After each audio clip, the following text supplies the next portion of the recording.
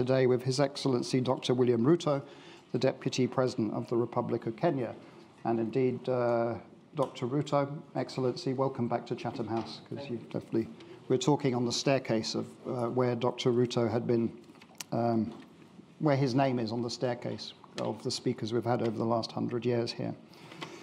So please just make sure that your mobiles are on silent, and a reminder that obviously this is being live streamed. You've got TV cameras at the back, so this is fully on the record. Nothing to do with the Chatham House rule here today. And if you'd like to promote us using social media, please do tweet this event using the hashtag CHAfrica. I just want to again thank Dr. Ruto, His Excellency, for speaking here today. As you know, he's the first elected Deputy President of the Republic of Kenya, and he's a presidential candidate for the August 2022 elections. Previously, he served as Minister for Higher Education, Minister for Agriculture, and Assistant Minister for Home Affairs. He has represented Eldoret North constituency in the National Assembly for 2 consecutive terms between 1997 and 2003 onwards. He served as the chairman of the Parliamentary Select Committee on Constitutional Reform in the 9th Parliament, leading to the process of setting up a team and structures that put Kenya on the road to a new constitution. He holds a doctorate in plant ecology from the University of Nairobi. This is election season now for Kenya. It's heating up. I myself was in Kenya in December. At the time, I kept asking people, who are you going to vote for? Those on the street were all saying that Dr. William Ruto was their man. Many in the middle class and in business were less sure, wanting to understand the man better, to get a better sense of him and what his policies might be for private sector and for the prosperity of Kenya. So again, Excellency, I'm really delighted that you accepted to come to speak here today. I know your trip to the United Kingdom is very brief. You've just come in from Washington, D.C., and I myself am going to be fascinated to hear your vision for Kenya's, in terms of prospects, challenges for shared prosperity, and indeed how you see the build-up to the elections in August. So with no more ado, I'd like to invite you to the podium, and please give your presentation. Thank you.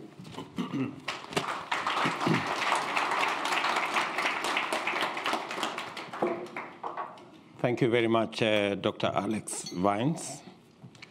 Distinguished ladies and gentlemen,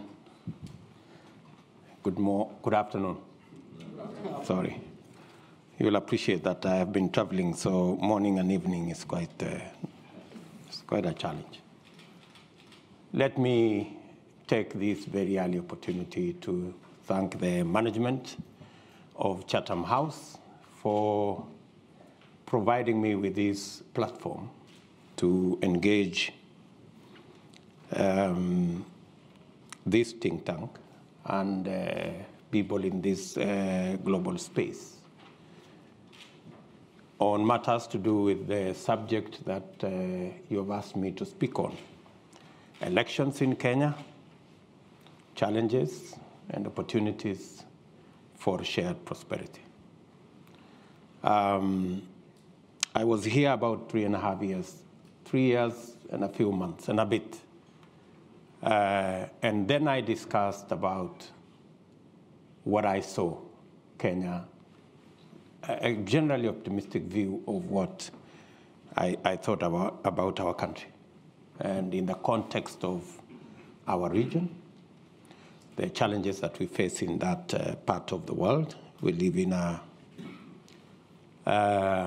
a neighborhood that has many challenges, but in that context, Kenya still stands out as the place that can provide the necessary stability and the anchor for the engagement of our region with the rest of the world. On 9th of August this year, the people of Kenya will go to polls, and we will have an election. A lot has been said about that election, I want to commit on this platform that we will work and deploy every resource in that's it within our ability to make sure that our election is free, is fair, and is peaceful.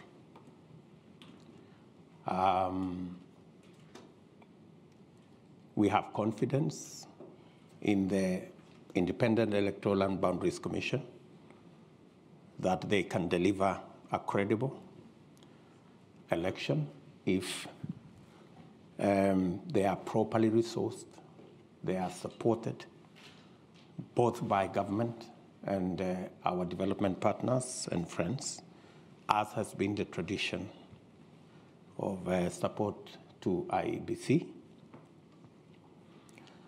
That election is a decisive election.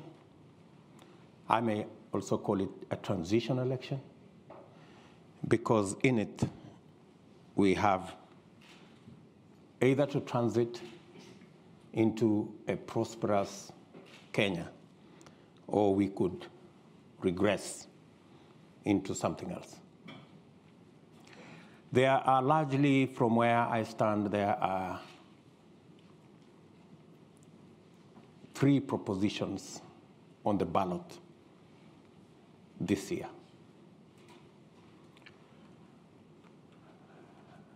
Number 1 is our democracy and constitutionalism.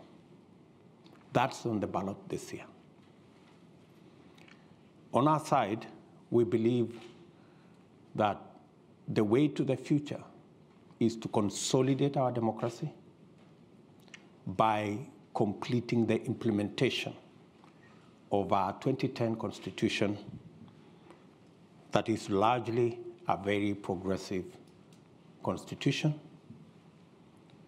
that provides for checks and balances, that separates the judiciary from the executive, from the legislature, and provides a system of checks and balances, builds in accountability, ensures that we have shared prosperity with our robust county system of government and our county governments that have become a very big celebration by the people of Kenya of that shared prosperity. On the other side of the divide, of course, we have our competitors who now have doubts about our 2010 Constitution. They have proposed a raft of amendments in the region of 72 different amendments in an exercise called the BBI process. And they want to bring back an imperial presidency. They want more power given to the president. They want the president to have power over the judiciary. They want the president to appoint an entity called ombudsman that seeks to supervise and superintend the judiciary. They want the president to go back to appointing ministers from parliament, which in our opinion undermines the oversight responsibility of parliament. If you inject members of the executive into parliament, we go back straight where we were before the new constitution. So on one side, we think we should be able to consolidate our democracy and complete the implementation of the new constitution. On the other side, they want to amend the constitution and take us back where we came from 30 years ago. The second item on the ballot is our political culture. We believe that our focus should be building institutions, institutionalizing our governance, institutionalizing our politics, institutionalizing our accountability, and institutionalizing all the oversight responsibilities and our progress. What do I mean by this? On one side, we believe we must build our politics around political parties. We've painstakingly been part of building national political parties. I was a member of KANU when KANU was a national political party. I was a member of ODM when we built it as a national political party. I participated in building Jubilee as a national political party. Today, we have built the largest, most popular political party, the United Democratic Alliance, and we have built the largest, most popular political formation with our partners in NC and partners in Fort Kenya under the Kenya Kwanza Alliance. On the other side, many believe that politics should be built around personalities and personality outfits. The question I often am asked is, how will you succeed in your presidential campaign unless you have the support of Uhuru Kenyatta or the next guy or the next guy, oblivious of the fact that we have built the largest political party to many people. And that's the culture we need to deal with, is that the institution of a political party, they don't see the value of it. They see the personalities. And that's why the contest in this election is, on one side, we have the team that I belong to, the team that I lead. We believe that this contest should be framed around a national political party and a national political movement rather than on personalities and individuals. Number one, we believe that we should build our politics around an accountable executive and an accountable government with clear demarcations of the opposition and the government. Our competitors on the other side seem to have blurred lines between what is government and what is the opposition. The result which you see today in Kenya, there is no government and there is no opposition. Today in Kenya, you have a mongrel of a governance system. You don't know whether it is the government that is in the opposition or the opposition is the one that is in government. Today, the leader of the opposition is a project of the system and the deep state of government. And unfortunately, the leader of what is supposed to be the ruling party is actually a squatter, or is it a refugee, in the opposition party. So we have quite a situation.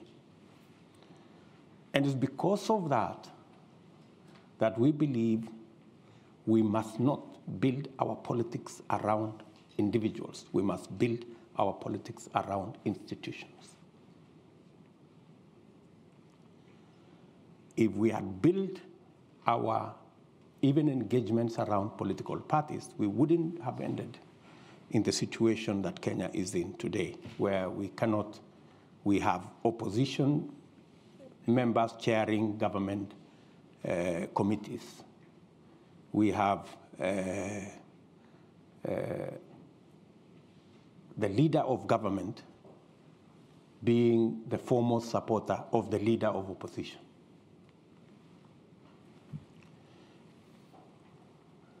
The third issue on that subject of political culture and building institutions. Today, anywhere in Kenya, people will tell you the fight, apart from the oversight responsibility of the opposition over government being compromised because of the lack of institutionalization of our governance.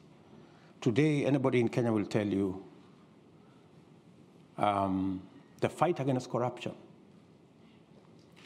is laced largely with political persuasion. If you have challenges of having stolen from the public, you only need to be a friend. You only need to profess that you support the handshake and you support the BBI, and you will have no consequences. It is our belief that accountability should be built and institutionalized. That's why we believe that the very first thing we must do in completing the implementation of the Constitution is to operationalize what the Constitution provides for, the judiciary fund, to give the judiciary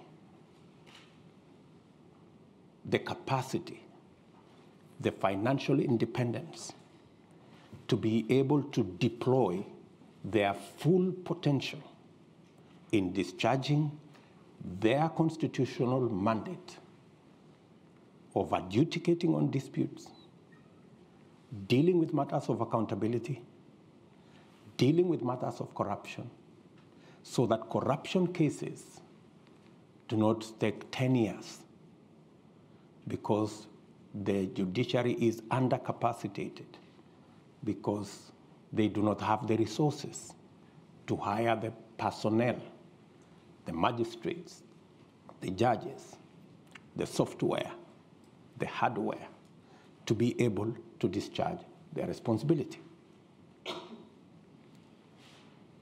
At the very first instance,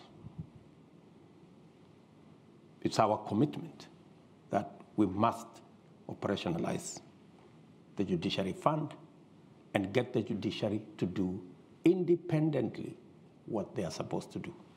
The second item is the entire criminal justice system, from the DCI to the Inspector General and all the investigative authorities in between, must also be given what the Constitution says, their financial independence.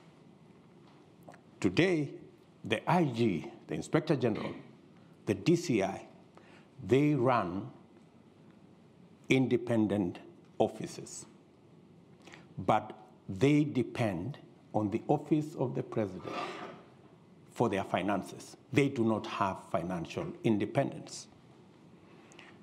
There is a common saying, he who pays the piper calls the tune. So if somebody else is paying, that's how they decide who you go after and who you don't go after. That's how they decide if you are on this side of the political divide, there are no resources to prosecute. And if you are on this other side of the divide, there are resources to prosecute. We believe the criminal justice system should be truly independent, by not just having constitutional independence, but having financial independence to discharge their responsibility. Institutions, institutionalizing the fight against corruption, institutionalizing accountability, institutionalizing oversight.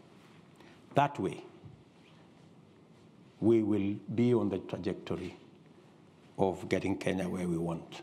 So, what's on the ballot? Those of us who believe we should institutionalize our politics along political party lines, institutionalize accountability by having clear separation between the opposition and government, institutionalizing the fight or accountability by making sure that the judiciary is independent, the institution of the criminal justice system is independent, not just by constitution, but financial and operational independence as well, rather than build these around personalities who then become subjective and who then become biased, and we end up in the place we should not be. Finally, in the ballot, we have driven the economy right to the heart of this contest. And we are looking at democratizing the economy of Kenya.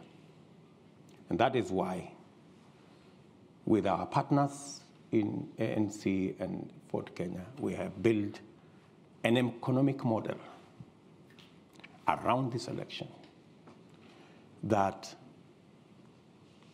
gives us opportunity to expand and make sure that our economic model is inclusive.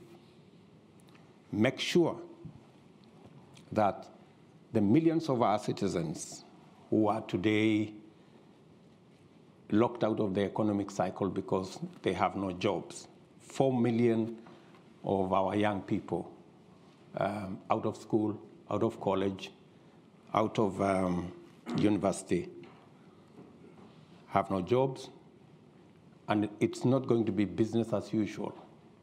How are we going to do it differently? We're going to deliberately, and I could give examples later, deliberately invest in areas that are labor intensive, that create jobs, so that we can deal with the challenge of unemployment and create inclusivity. Number two, 80% of all our business is in the space of micro, small, and medium enterprise. We believe to create economic inclusion, this category, who suffer 3 challenges. They do not have legislation to protect their business. They have challenges in the environment in which they operate. And when I say in the environment in which they operate, even huge corporates in Kenya will tell you they have a wall of licenses, 10 licenses, 15 licenses that they have to suffer before they can get their business up and running. And finally, and this is especially for the micro and small enterprises, is the whole challenge of access to credit. It is really the elephant in that space. Let me give you an example. Because of the challenge of access to credit, we have a huge problem of predatory lenders. And because of predatory lenders, today, 15 million Kenyans are blacklisted on Credit Reference Bureau. 15 million Kenyans blacklisted is actually half our working population. That tells you there is a serious problem of access to credit. Many of these micro enterprises, research shows that many of them pay as high as 1,000% per year to access credit. Some 2,000%. While corporates access credit at 10%, the micro and small enterprises access credit all the way to 1,000%. It's reasonably These are enterprises that end up making $1, $2, maybe $3 on a good day. And with just access to credit, reasonable credit, affordable credit, you can actually increase their income from $2, $3 to $6, $7. You can double their income just by making sure that we access credit. It's a challenge that we have, and it's a challenge we must deal with. Inclusivity again. And this is about the economy. And finally, we have to do something about the biggest sector that drives our economy. 25% of our GDP is contributed to by agriculture. 50% of our GDP, agriculture, plus all the linkages. So it's not possible to discuss the economy of our country without discussing agriculture. And agricultural transformation, right from interventions in seeds, interventions in fertilizer, interventions in market, interventions, getting rid of cartels, dealing with brokers, making sure that we have clear value chains. And if I give you an example, we are, for example, the largest producer of milk in the continent. We produce 5 billion liters of milk.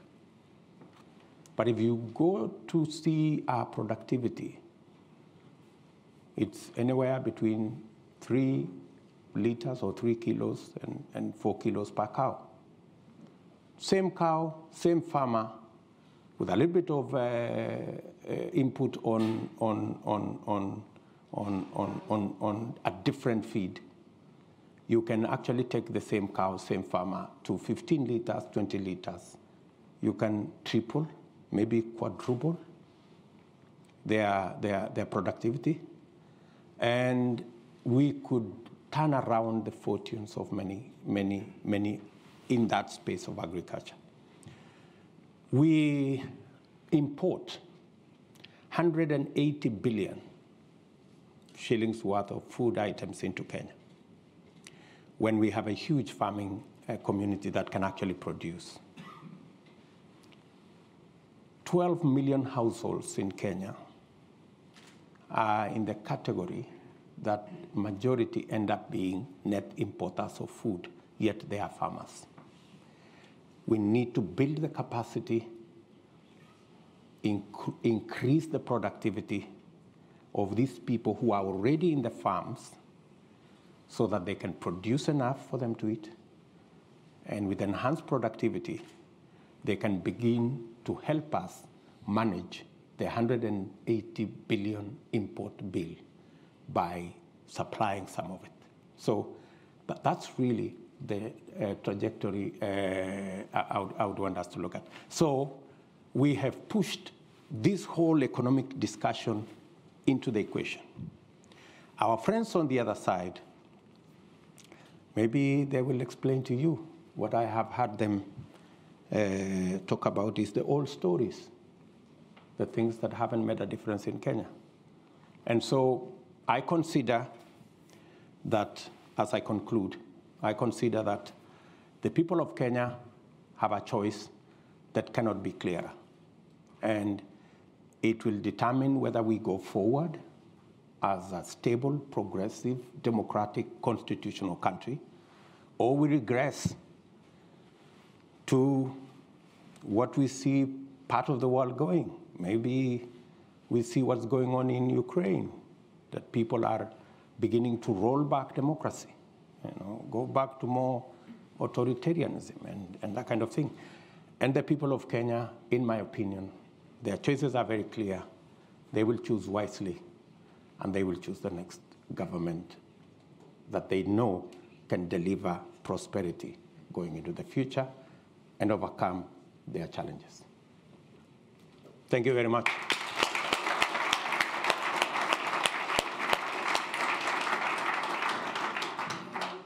So for those of you on Zoom, just a reminder, that was His Excellency Dr. William Ruto, Deputy President of Kenya, discussing the opportunities and the outlook for change arising from August's elections that are coming up in Kenya, and sharing his vision of a bottom-up economic model for Kenya's long-term prosperity.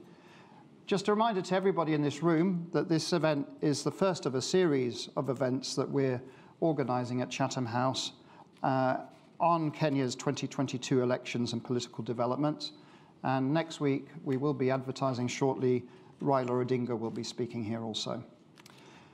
So, if you want to ask questions, we're going to do this two ways. One is there's roving microphones in the room, and I'll start off that way. But we're also, via Zoom, receiving questions from all over the world. So if you want to ask a question and you're on Zoom, please use your Q&A box function to indicate that. And I will also see if I can invite some of those who are on Zoom to ask their questions verbally, but I'll also summarize some of those that are coming in.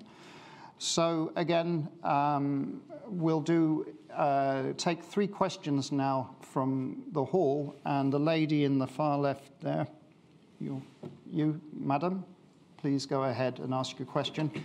Thank you. Deputy President, we'll take questions in 3s, so if you just take down Your Excellency, Deputy President of Kenya, distinguished guests, Dr. Alex, my fellow Kenyans, first I say karibuni to our guests, and jambo. So, Mr. Deputy President, I've got 2 questions. First of all, let me just say, my name is Rosemary Adigor, and I'm the PR and Marketing Director for Azimio UK chapter. So I've got 2 questions for you. First, when you formed the government with His Excellency President Kenyatta, he treated you more like a principal. And in that case, you were given some of the most powerful dockets that, as any deputy president, we've never seen that sort of. So that was generosity from his part. But you also played because you also brought the number with you. So it was like this. So what I want to ask is, what are you going to do different, having seen the level of corruption, unprecedented corruption that engulfed our country to an extent whereby people can't even afford to buy milk, people can't even afford to buy even just oil. And yet we have people who they are just rolling in lots of money. They can have a car from Monday to Sunday. And Kenyans are starving. Second question, please, because we've got lots and lots of questions, please. So I just ask you, what are you going to do different to Kenyans? Second question, should you not win the election, are you going to concede defeat and be an advocate for peace in our country? Because we know the story, and we are all eyes open. We are watching. Thank you. So thank you. And lastly, I just No, two. The lady in the middle here, please. Ahmed. Yeah, we'll go for 3 plus 2. Excellency, Deputy President, thank you for sharing with us your convictions. I am Nashwat Megwar, Head of Political Practice at Concerto Global Public Affairs. I have 2 questions. The first one is a more political one. As we all know, on 9 August, there are many risks for a fair election. So on which tools do you rely to ensure a fair, transparent and inclusive election, and how can the international community support you this way? The second question is more economic. How can the international investors plug to your bottom-up platform vision to create employment and value in Kenya? And how can they become, as you say, true hustlers for Kenya?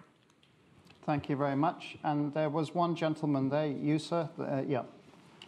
One question, please, because I want to try and get a diverse number of questions. Ladies and gentlemen, distinguished guests, His Excellency, my name is Lashan Lethbridge, and my question for you today actually is just, the one. Kenya's shared prosperity in the region of East Africa can only happen if Kenya protects its borders, and I'd actually like to hear your thoughts on the internal security of Kenya and its armed forces, and what your thoughts are to have a prosperous Kenya and a safe Kenya. Right. Thank you very much. Yes, I have been deputy president for 9 years. I don't know which dockets were given to me because when President Uhuru Kenyatta formed government after the election, we've always had one president. We've never had two. And the responsibility over government has never been shared between Uhuru Kenyatta and myself. Our first term, we ran a coalition government, but I can tell you there was no single opportunity where my party held a PG outside President Uhuru's party. We had one parliamentary group, one government, one program, and it was all clear.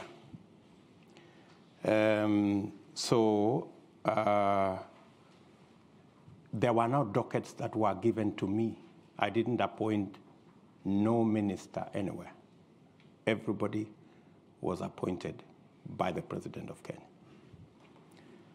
And the difference, maybe you could ask, is between our first term and our second term. In our first term, granted, I played my role as deputy president.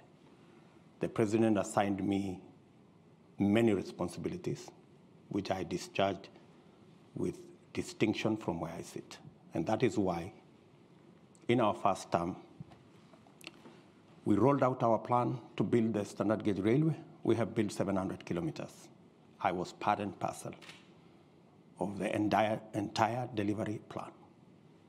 We set out to build 10,000 kilometers of tarmac road in Kenya. By June this year, in 3 months or so, we will have actually done 11,000 kilometers. I sat long hours with officials in government to design how that was going to happen. Same case to our TVET program. Same case to all the other programs that we delivered on our first term. And to demonstrate our success, we were re-elected in our second term with twice the margin we had been elected in 2013, clearly demonstrating that the people of Kenya were happy with our delivery. Unfortunately, in our second term, because of the political dynamics that came into play, the president told me that he wanted to do things differently. And he didn't want what had become normal in Kenya, that this was Ruto. He wanted a Uhuru. And I had a discussion, a candid discussion with him. And when he told me that's what he wanted, and he wanted to run this government because he wanted his legacy alone as the fourth president of the Republic of Kenya, I was not fussy about it, because he decided that whatever I did in the first term to coordinate the government programs, work on assignments that would consolidate our plan, he decided that he wanted somebody else to do it. And I didn't complain. So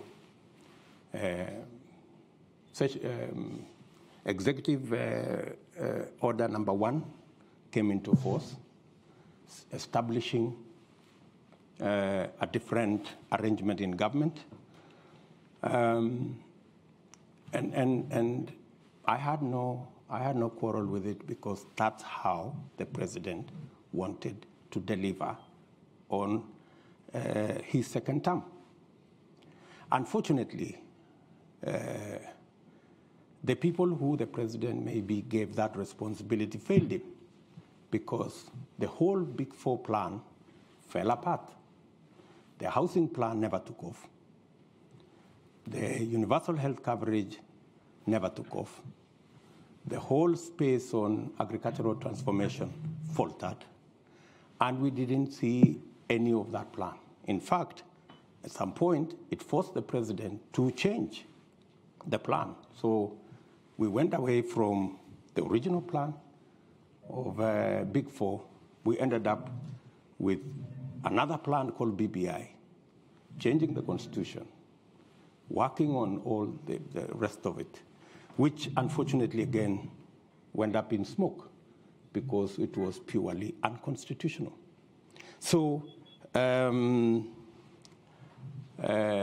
how do I do things differently? If we had done things the way we had done in our first term, making sure there are clear lines between the opposition and government so that government can be held to account, so that the opposition can play its role, so that instead of the opposition being lackeys and being brokers and being the ones organizing cartels in government and participating in corruption, they should be providing oversight. You're correct.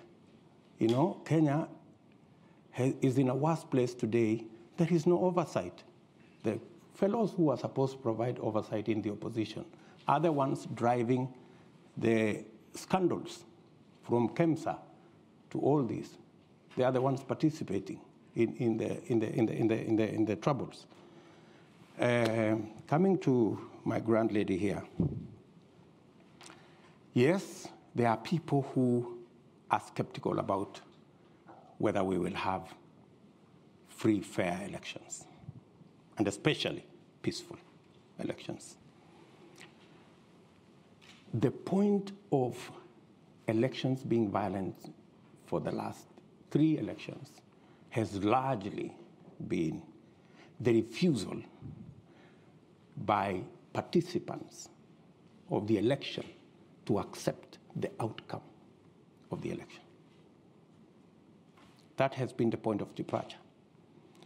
I can say with a lot of confidence that the last 2 elections did not have tribal anglings.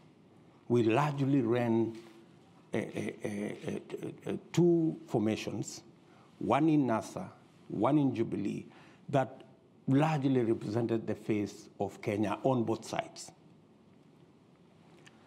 The only challenge that came is when our competitors refused to accept the outcome of the election, organized demonstrations, swore themselves in, did all manner of things, and drove the country into violence. The undertaking I give as a candidate, and I have done it publicly, is that William Ruto will accept the outcome of the election whichever way it goes.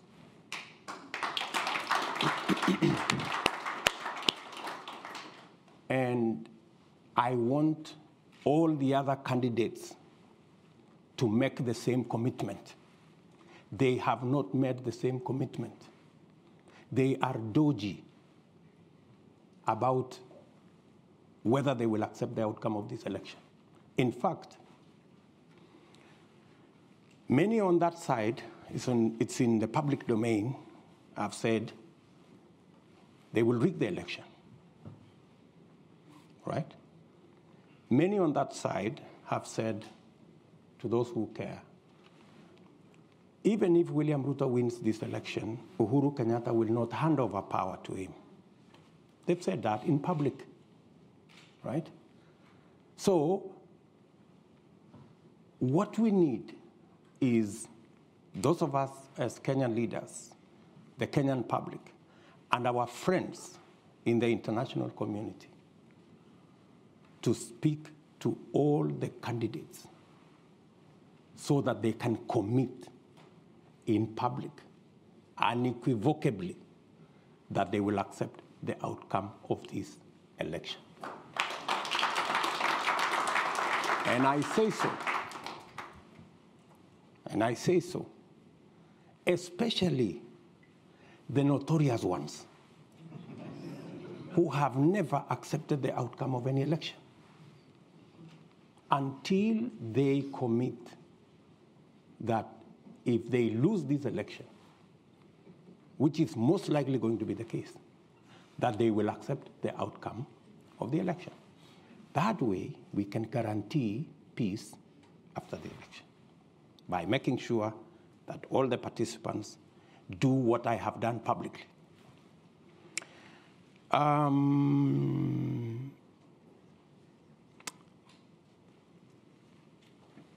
The gentleman has talked about the whole security situation.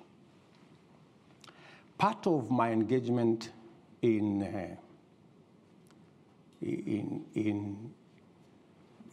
me reframe it first. Addressing ourselves to the inclusive economic model goes a long way in managing the security situation within our country, because many of times the contestations and the conflicts are around resource sharing. The sooner we address ourselves, increase the possibility of our pastoralists, make sure that we enable our pastoralists, enhance their productivity, enhance the productivity of our farming communities, build resilience, and make sure that we using the inclusive economic model, we carry everybody along. We will pacify the country within. And working with our development, with our international partners. And this is the discussion I was having with the State Department. And hopefully I will have that statement with the Minister for Defense and the Minister for Africa tomorrow here in the UK, is on how we can build on the partnership that exists at the moment to deal with violent extremism and to deal with the challenge of terrorism and to deal with the issues that are cross-border. How we can build that alliance around AMISOM, around the partnership we have to secure not just Kenya, but to secure the region so that we can make it available for investors and for partners to work with us in the progress of our country.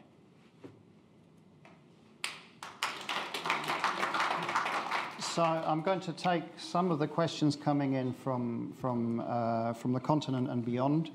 So be patient, please. We've got way too many questions here to deal with in the short time we have, but I will also overrun 10 minutes today, and I will overrun next week by 10 minutes also, so we have equity.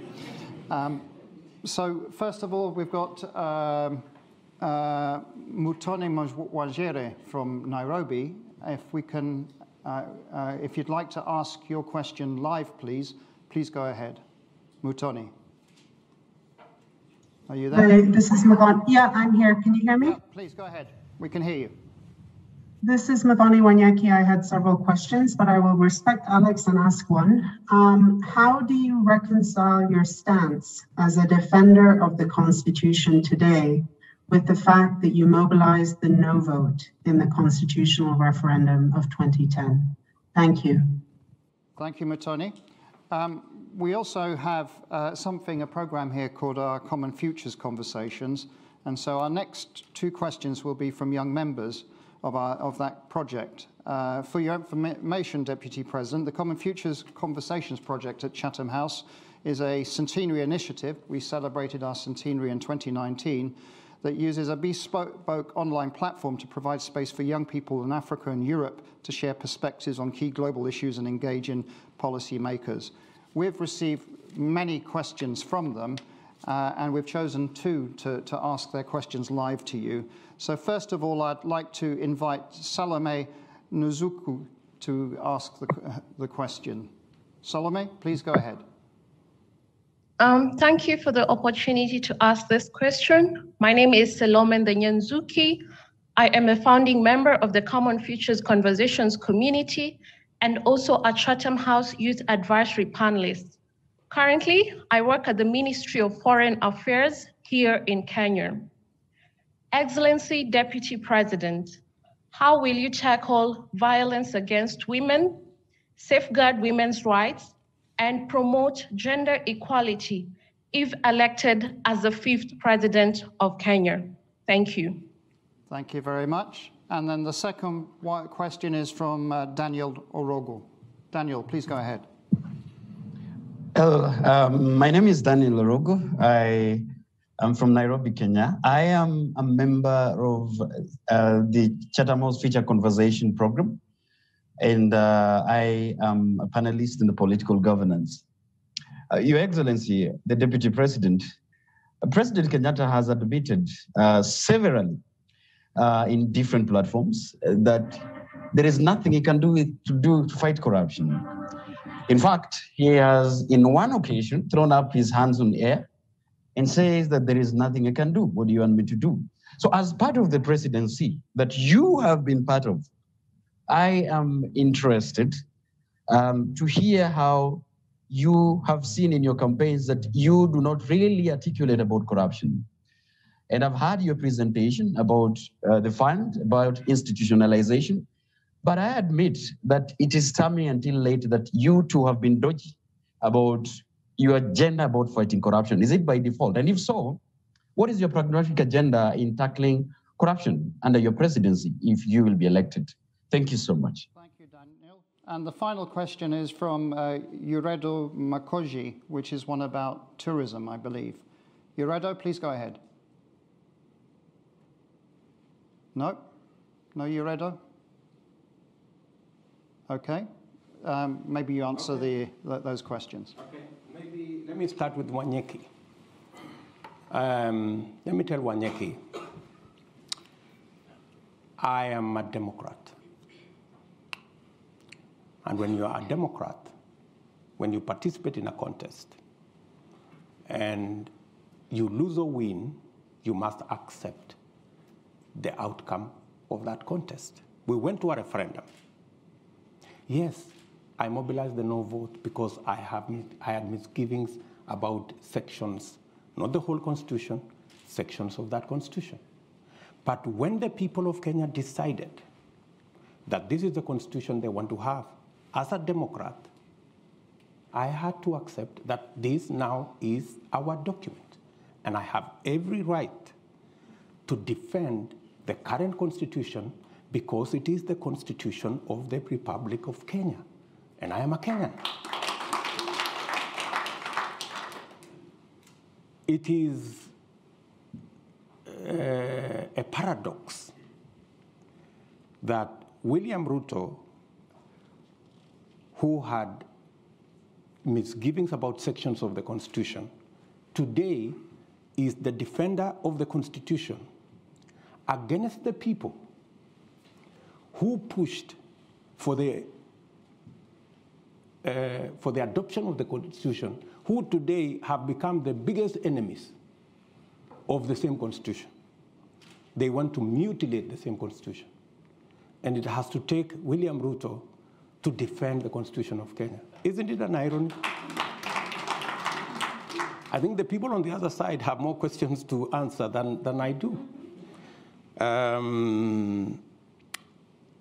Salome. I quite agree with Salome that we must be even. We are the losers when we exclude women from the leadership of our nation.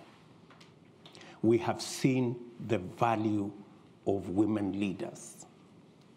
We have seen the contributions that they make.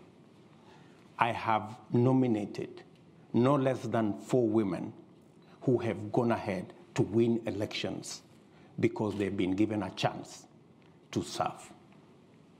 So the more women, the more we provide opportunity for women to participate in leadership, the better for everybody.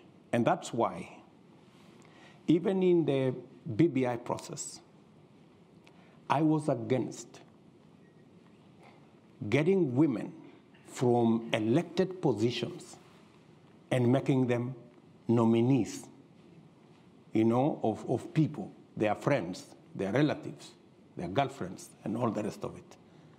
We must continuously provide a platform for women to be elected, for them to participate in elective politics. What are we doing? As a party, for every elective post, women pay for nominations half what men pay, as a rule. Number two, we have made it absolutely clear. It is in the rules of our party that any violence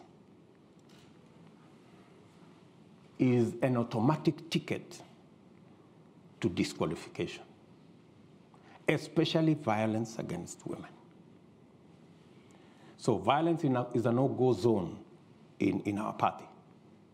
Violence against women has the severest consequences because we need to provide the opportunity for women to participate in the leadership of our nation. And going forward, we will support the affirmative action components that ensures that representation progressively until we have parity on matters to do with gender becomes our part of our equation until we get everybody the opportunity to be elected. David, I don't remember what David was asking. Can you remind me, David? Corruption. Yes, good. David was asking about the subject of corruption. And precisely, he's captured it very well, that there are so many people who pontificate about the fight against corruption. He said, President Kenyatta at some point said there was nothing he could do. I think that's a question he needs to direct to President Kenyatta. I would not throw up my hands that I have nothing to do. I have something to do. I need to get the criminal justice system to have its own financial independence, give them the capacity, the software, the human capital, the hardware to deal with corruption. I have said that I will roll out the judiciary fund to enable the judiciary to deal with accountability by providing them the human resource, the financial independence, the hardware and software to be able to adjudicate over matters and to deal with corruption cases expeditiously. Part of the lethargy around corruption is because it takes 10 years for a corruption case to be dealt with. Why? Because the whole investigation chain is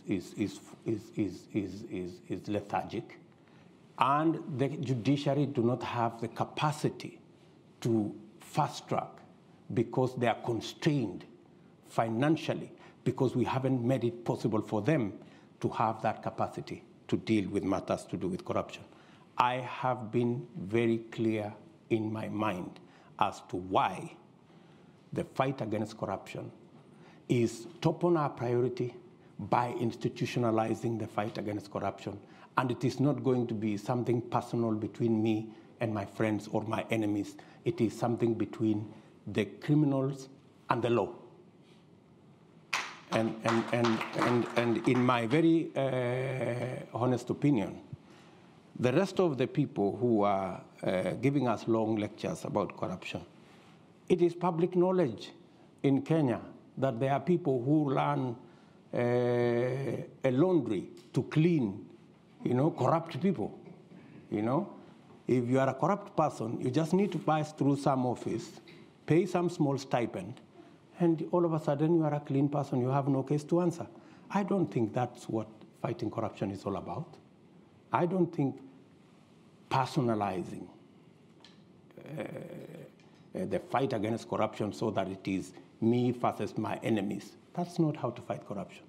The way to fight corruption is to build the institutions that can independently deal with the challenge of corruption.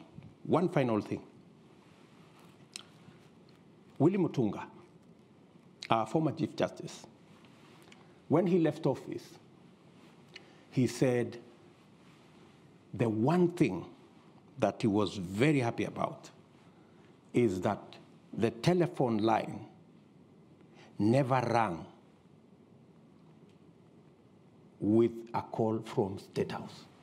In 4 years that he was Chief Justice, not one day. It never rang.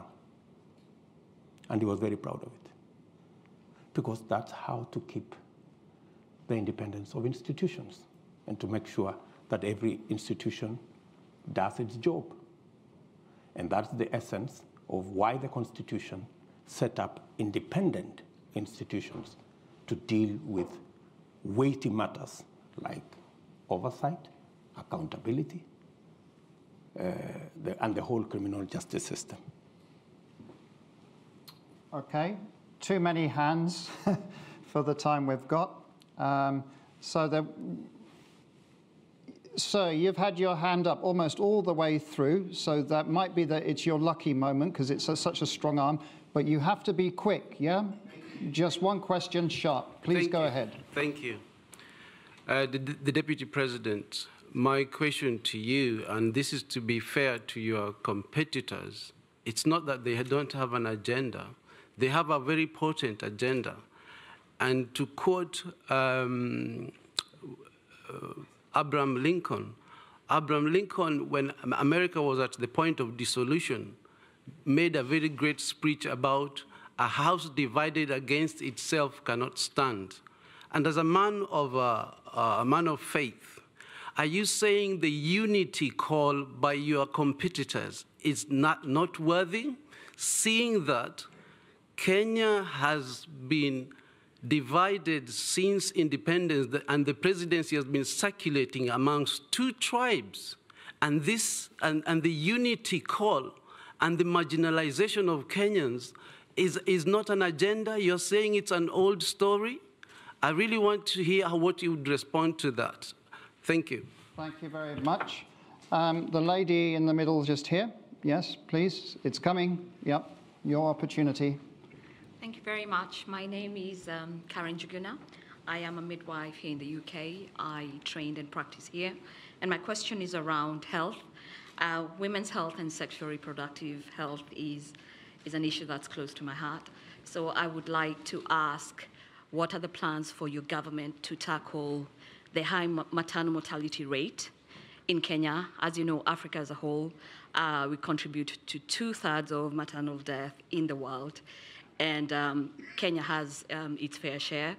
And also to ask what your opinion is in terms of legalizing abortion, which is one of the highest contributors of maternal mortality, and how we can evolve these conversations that are very emotive and also very driven by our faith. But as a profession, putting my professional hat on, I think that we need to have this discussion. Women need to have choice, and also look at ways in how we can prevent women from dying from preventable causes. I know there's a lot of work that has been done by the Beyond Zero campaign, and it would be interesting to see how you can, what are your plans in terms of building on that and ensuring that no woman should die from preventable causes in childbirth. Thank you very much. And then the last question, and here's the gentleman there with the blue checkered top. Yeah, you, sir. Good afternoon. My name's Joseph Muchibi. Ladies and gentlemen, Your Excellency, welcome to London. First question. One question, please. We've got no more time than that. One. Okay. Painstakingly has been a dominant word that you've used in explaining your role in political parties. Again, painstakingly, you formed the UDA. Political parties, ideally, are supposed to be the forum upon which public participation is effected for real politics to make sense. I feel for you, and I really feel let down because of how Jubilee tumbled. Because I had a lot of hope, expectation that Kenya was going to have a binary political competition point where ideas were going to be about Jubilee and NASA.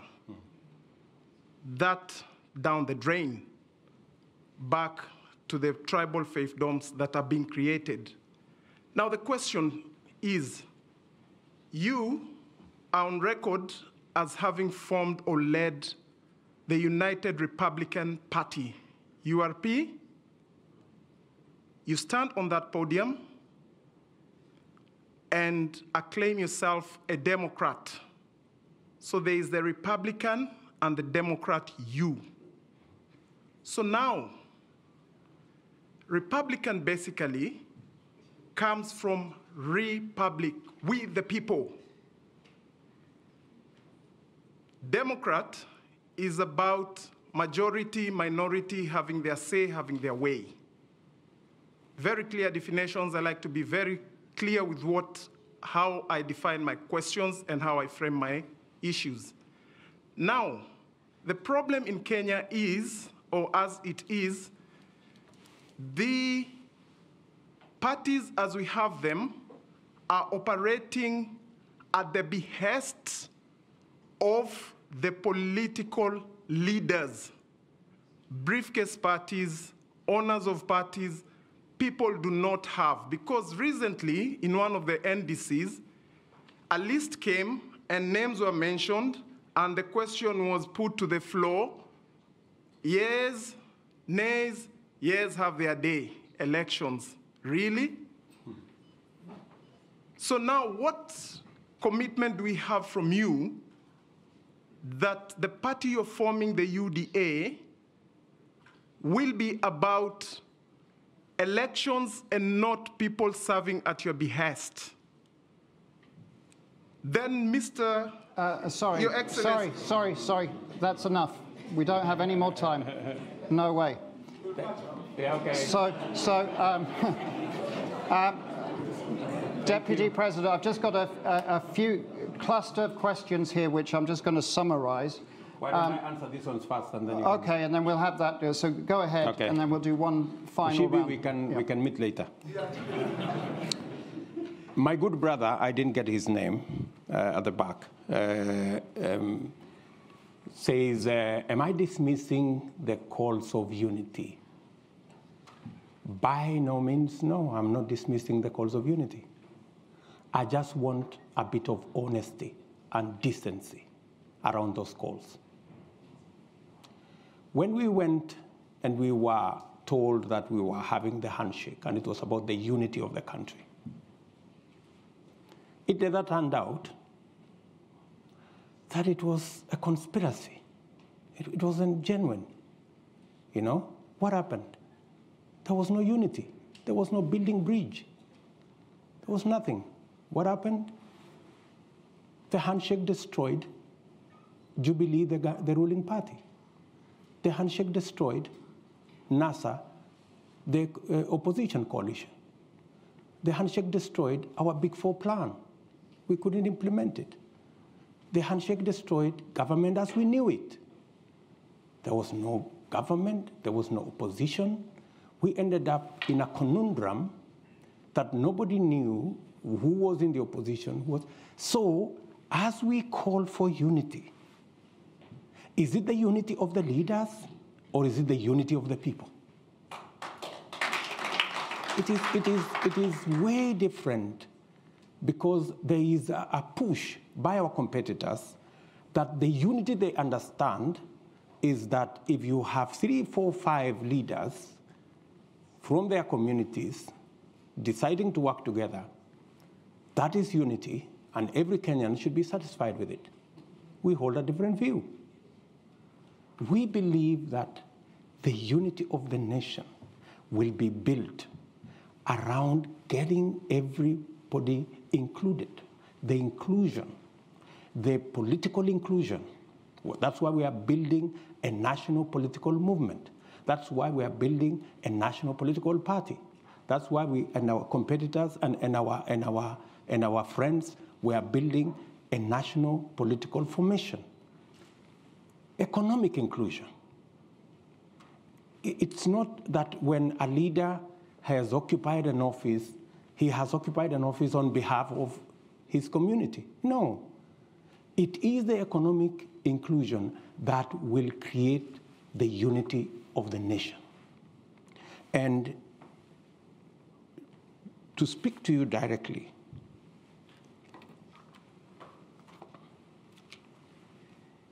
if you want to tell us today that you want us to believe you, that you are genuine about the unity of the country, you know? And you have just come from your commitment. You said, this is my commitment, this is my word as a leader. You've walked away from it. In fact, I consider the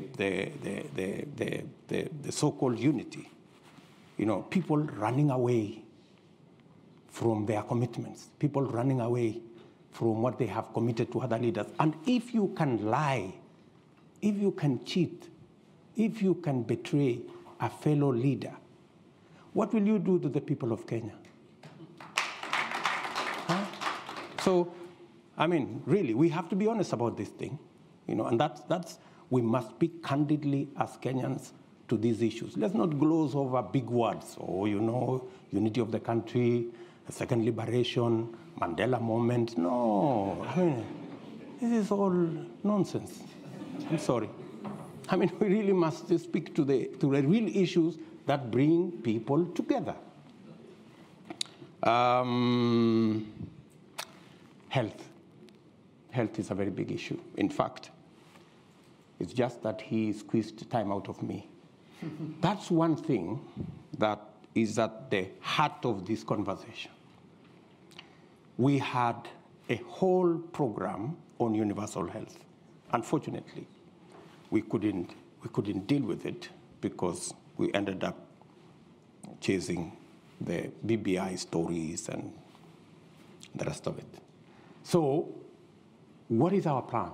We managed this year, in fact, three months ago, we managed to pass the changes to the law to make it possible for us to re-engineer the whole health space and make it possible for us to get to universal health coverage that carries with it your concerns on how women access health and how the citizens of Kenya access health. We now have the law that will give us a graduated contribution mechanism where people earning 6 figures like myself can pay more, and the people down the pyramid can pay less.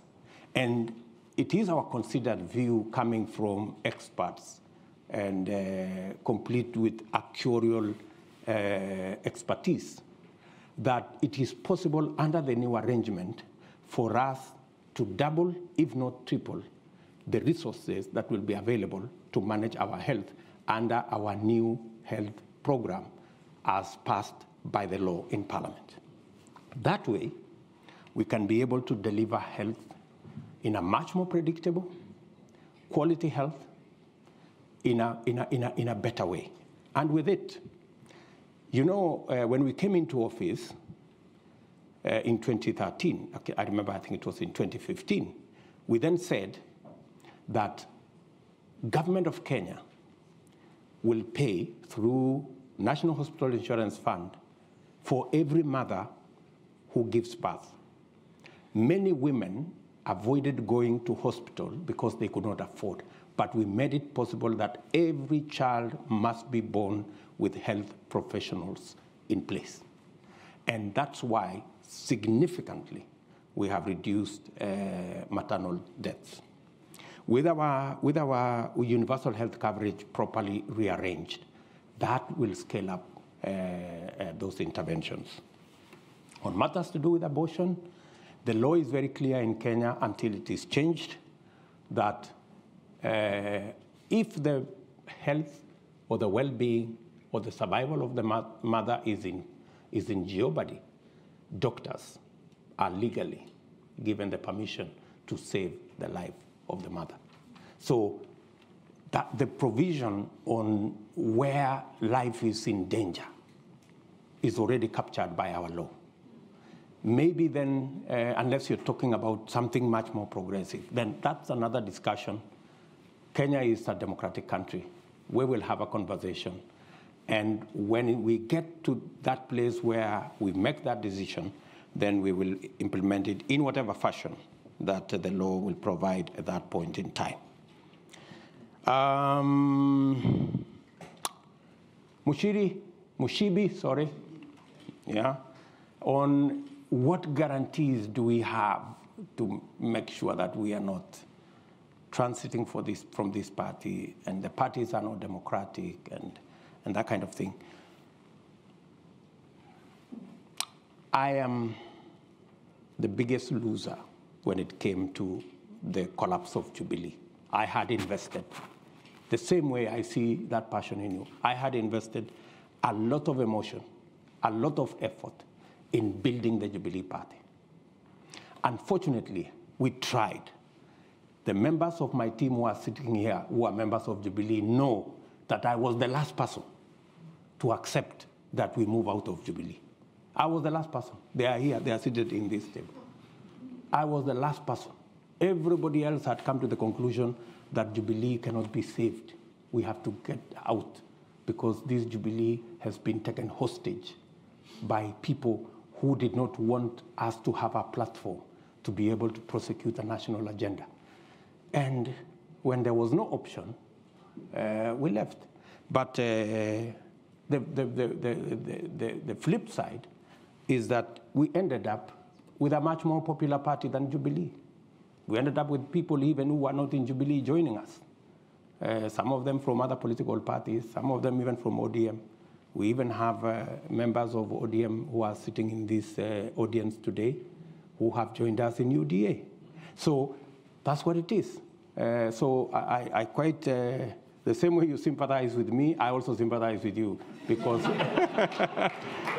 I could see you are a great believer in that party.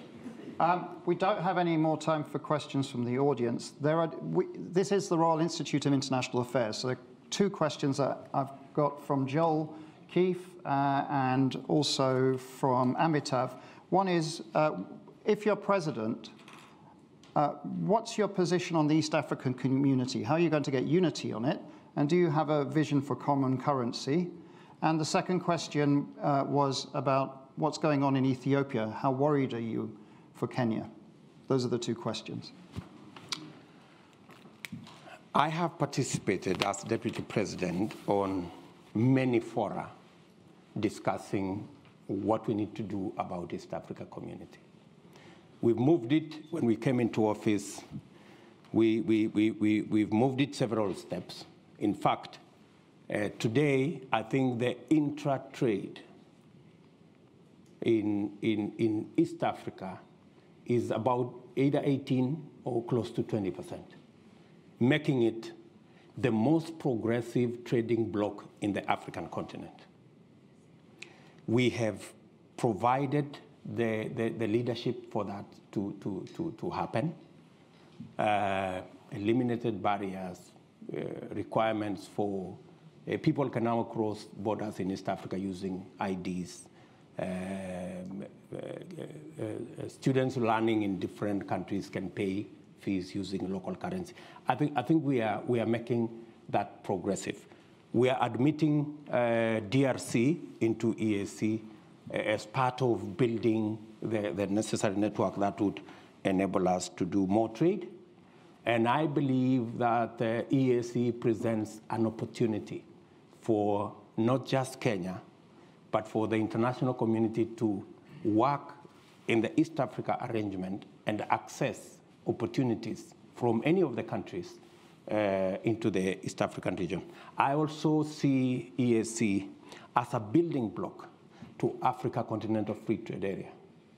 That space is very important because it gives us in the continent latitude to access and to persuade investors from the rest of the world that we have a mechanism that they don't have to do multiple things in every country, that operating from one country, you can have access to the entire African market. As to the issues going on in Ethiopia, I believe from a Kenyan perspective, that we must work with Ethiopia towards a peaceful resolution of what's going on in Tigray. Ethiopia is so important to Kenya because if anything were to happen to Ethiopia, it would put a lot of pressure to Kenya, because then we become the only country stable that can then, anchor that whole region. So Ethiopia is important to us. We have gone out of our way as a country to provide the mechanism for there to be a discussion, a dialogue, and possible a resolution of the issues in Ethiopia, so that together with Ethiopia, Kenya can begin to see how we can stabilize Somalia, complete the elections in Somalia, and make it possible for them to establish a government that we can work with, so that we can form the structures of government. With Ethiopia, again, work on South Sudan to complete the peace discussion there, so that we can also settle the government there, and also work with the Sudan, so that we can transit from the military to a civilian authority, again, to consolidate the whole of Africa and that region, so that we can have a peaceful neighborhood. Thank you very much. So first of all, first point, I want to apologize that we overran a bit. Your indulgence is much appreciated. We will overrun next week for the same amount. Secondly, you're of course all welcome to register for next week, so we'll be very happy to see you again. And also just to to tell you, in fact, the Deputy President mentioned the AFCTA. Well, we've got the the Secretary General of the AFCTA speaking at Chatham House at the end of this month, so we also hope that you'll come back and listen to that. And finally, most importantly, if we can all thank His Excellency Dr. William Ruto for being with us today.